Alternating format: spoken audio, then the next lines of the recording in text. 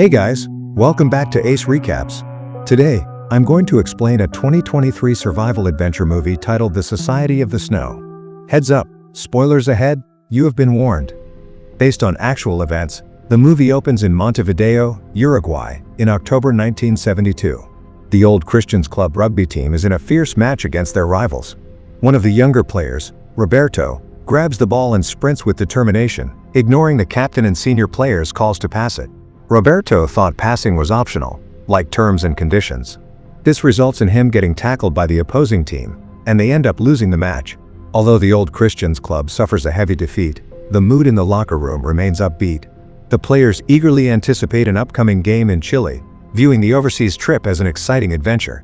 Nothing says team spirit like planning your next adventure after a loss. Optimism. 1. Scoreboard. 0. In the next scene, the plane departs from Uruguay without issue, carrying 45 passengers, including 5 crew members, 19 players from the Old Christians Club rugby team, and the rest being family and friends. Among the passengers are Numa, Roberto, Nando, Gustavo, Daniel Fernandez, Diego Storm, Enrique Platero, Adolfo Strauch, and Eduardo Strauch. The movie's narrator, Numa, is pursuing law studies and joins the trip with his friends. We also learn that Daniel, Adolfo, and Eduardo are cousins. That moment when the plane takes off smoothly, and you think, what could go wrong? Everything goes smoothly until midway through the journey as passengers take photographs of each other, and the atmosphere is joyous, especially among the young people. The classic happy group photos before disaster montage.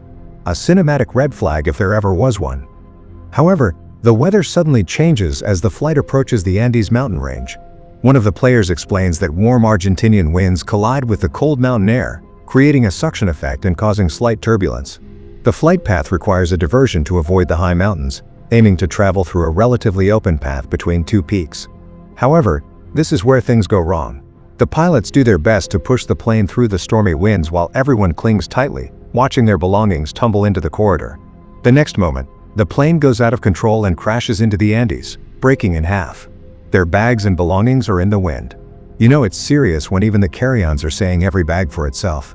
One player is swept away with the tail section while the front continues sliding until it crashes into the snow. The aftermath causes the seats to collide violently, resulting in multiple fatalities. Following the horrific incident and the front of the plane finally comes to a stop, the survivors shake off their shock and leave their seats to assist trapped passengers. Blood is everywhere, and 2 guys work frantically to help injured passengers with broken limbs, trying to calm them down. With 12 passengers dead from the impact, the survivors face a long and arduous wait for rescue. The crash tragically kills the pilot within minutes, and with all equipment damaged, the survivors are entirely cut off from the outside world.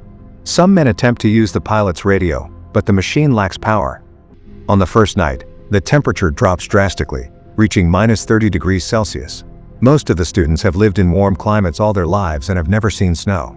They don't even have proper clothing to protect themselves from hypothermia. Imagine packing for a beach trip and ending up in the North Pole.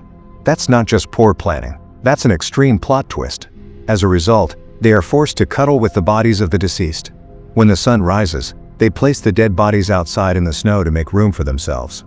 Once they organize everything, they have a small snack gathered from intact suitcases, planning to ration the food to make it last as long as possible. Meanwhile, Uruguayan Air Force Flight 571's disappearance becomes news, prompting authorities to search for it. The survivors occasionally hear planes flying overhead, but the crash site's location makes it impossible to see from above. Heavy snow nearly covers everything on the ground, and the crash site's difficult angle ensures that rescue planes cannot spot the wreckage or the survivors. Determined to get help, the survivors collect debris and create a large X sign on the ground. On the 3rd day after the crash, Nando, who had lost consciousness, finally awakens. His body and face are in terrible condition, but he still drags himself across the ground to be with his sister, who is also in poor health. When Nando asks his friends about his mother, they reluctantly tell him that she has passed away. This news devastates him, but he doesn't even have the energy to cry properly. In the meantime, the rest of the friends are working on the X sign when they hear another plane pass by. They try to reflect sunlight with a mirror and keep yelling for attention. Someone notices the plane's wings rocking, which might be a sign that they were seen. The next day, they hear another plane, but it's far away, indicating that the search is happening in a different area. During their quest to remain alive, Numa and 3 other friends attempt to locate the plane's tail on the other side of the mountain. They hope to find batteries that could help them generate power. The group makes goggles from the plane seats using broken mirrors and leather and sets out on their expedition. When they reach halfway up the mountain, they notice that the crashed plane cannot be seen from afar because of the shimmering snow. This realization crushes their hope, as it would be impossible for rescue planes to spot them from above. With this information, Numa and the team return to the crash site with minimal hope. As the days go by, the group slowly runs out of food.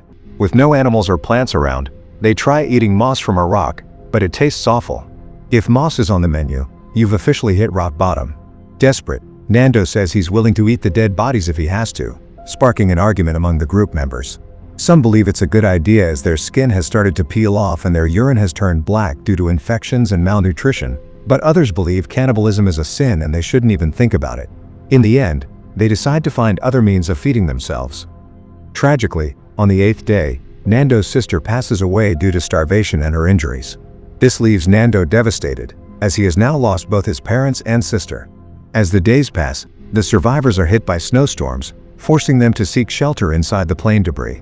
By day 11, driven by hunger, they eventually give in to their desperation and decide to eat human flesh. The Strout cousins handle the situation as respectfully as possible, cutting the meat from the bodies while keeping identities secret. They also dry some of the meat under the sun to make it more edible. One day, the group discovers a new suitcase and finds a radio inside. Discovering a new suitcase was like finding buried treasure, only with less gold and more socks. They turn on the radio, hoping to hear news of a rescue operation. However, their hopes are dashed when they discover that all search missions have been called off. In the next scene, Numa and 2 others search again for the plane's tail. When they finally reach the site, they discover the lifeless bodies of many of their friends. On their return journey, they struggle to move quickly as the freezing winds make it hard to breathe, but despite all odds, they brave the fierce storm and manage to make it back. On day 17, the group faces a storm for 5 days, forcing them to seek refuge inside the plane. They spend most of their time sharing stories to boost morale. Suddenly, an avalanche occurs and buries the plane deep underground. The survivors immediately spring into action, digging through the snow to rescue their friends. They even use their urine to melt the snow faster. After much effort, they rescue some friends, but sadly, 13 more are lost. On day 18, the group moves the dead bodies piled up inside the plane. They're still consuming their deceased friends as all other food sources have run out. At this point, the only one who hasn't resorted to cannibalism is Numa, but he is starting to get very weak. On day 21, the remaining group finally emerges from the snow and tries their best to dig out the plane. Eventually, they free the plane and help out all the other survivors. They consider sending a few men on a search but realize they cannot survive the freezing nights outside. Therefore, they agree to wait for better conditions. On day 34, the snow finally melts, but when things get better, 2 injured men fall ill. The medical students try their best to help, but one of the men, Coco, soon passes away. The survivors later find a letter from him, in which Coco writes about his horrific experience and the beauty of the place at night. On the 36th day, 4 men, Roberto, Nando, Tintin, and Numa, set out towards the east from the crash site. They hope to trek past the Andes mountain ranges and eventually reach Chile. However, Numa is forced to abandon the journey and return to the airplane due to a severe infection on his foot. The 3 remaining men press on and eventually locate the broken tail of the plane. They retrieve supplies from it and return them to their friends. Over the following days, the group attempts to use salvaged parts to generate electricity and contact civilization. They also endure more brutal snowstorms and unforgiving weather. By November 29th, only 17 of them manage to survive. Tintin captures their pictures with a camera he found in one of the suitcases. Unfortunately, on the 60th day, Numa passes away due to severe malnourishment, as he hasn't consumed any proper food. The remaining group then decides to embark on another journey towards the east as their only chance of survival. By this time, the weather has undergone significant changes, with winter fading and the sun growing stronger each day, making it feasible for Roberto, Nando, and Tintin to set out on their journey. The trio face harsh winds and snow along the way, but they bravely continue. After a few days, they eventually reach the highest part of the mountain range and spot an open valley below. They realize that Chile is right beyond the range, and they can indeed find help there. However, since they don't have enough food left for all of them, Tintin volunteers to return to the crash site. Roberto and Nando continue the journey, facing many hardships but reminding themselves that they are the only hope for their friends.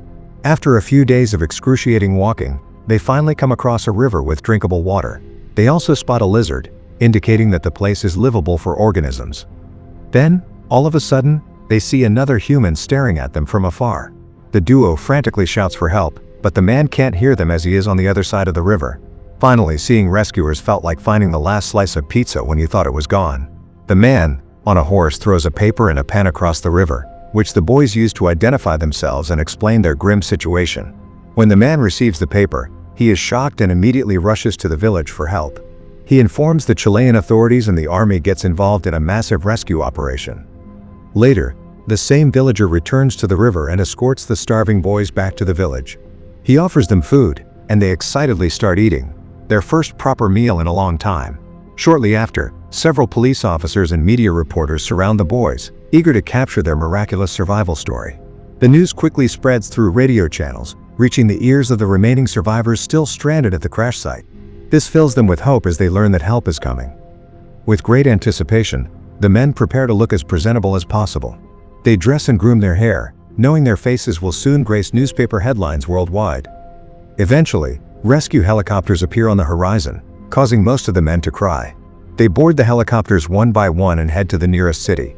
Upon arrival, the survivors are warmly received by their families, who had been eagerly waiting for them. Later, they are escorted to the hospital for thorough medical examinations. Thousands of people gather outside, hoping to glimpse the heroes. In total, 16 men managed to survive the horrific crash, the deadly avalanche, starvation, and the 72-day excruciating wait in the snow. All of them are diagnosed with malnutrition and other deficiencies, but they are now out of danger. That night, the survivors are given individual rooms to stay in, but they gather in the same room to reflect on the harrowing ordeal they endured.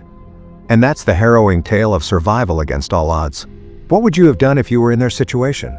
Let me know your thoughts in the comments below. I'd love to hear from you. I'd probably still be arguing about who should have passed the ball back in Montevideo. Priorities, right? Don't forget to subscribe and turn on notifications so you can watch more videos like this. Thanks for watching.